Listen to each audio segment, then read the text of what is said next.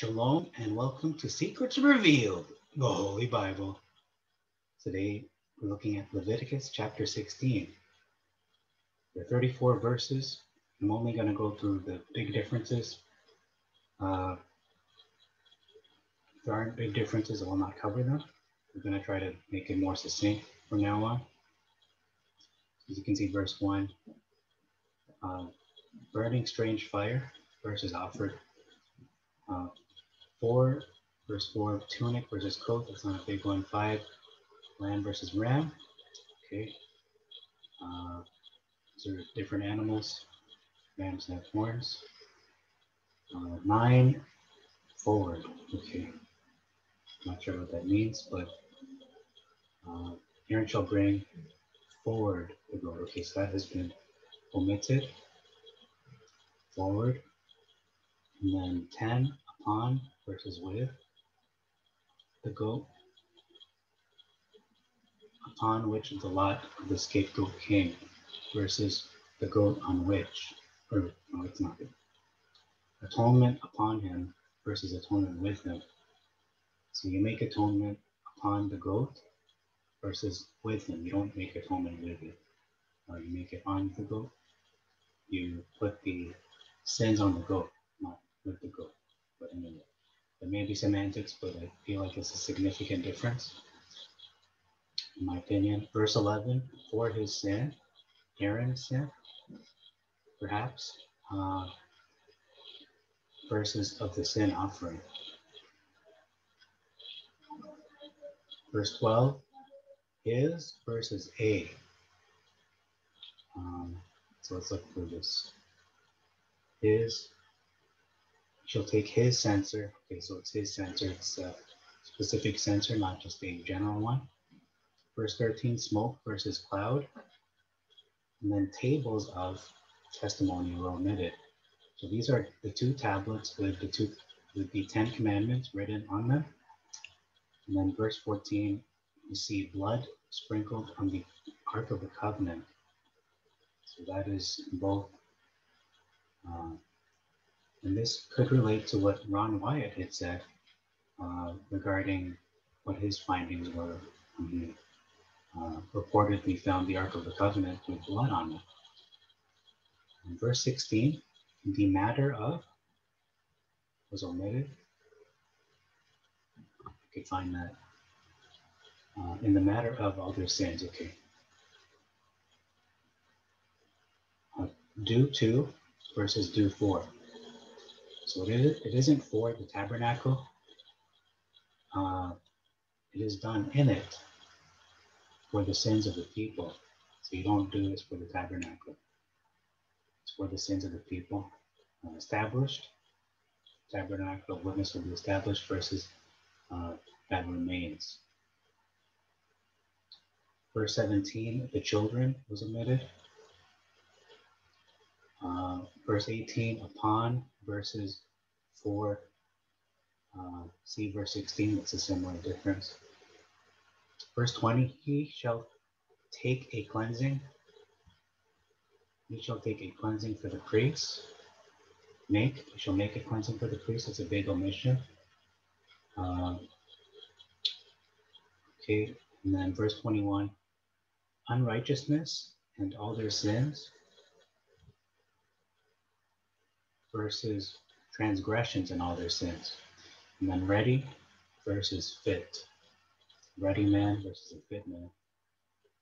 So someone is prepared to take the goat. Verse 22, desert versus desert land versus a land not inhabited. It could be a literal desert / wilderness.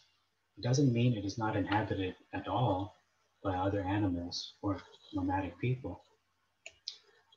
Lay it by there, which means place it with care nearby, versus to leave them, abandon it. So it says leave them in the mess. So this could be carelessly done, but no, it says lay it by there. So I'm reading that it's placed with care. 24, for himself was omitted. For an offering for himself. And then for the people versus of the people. And for his house was omitted as well, the atonement.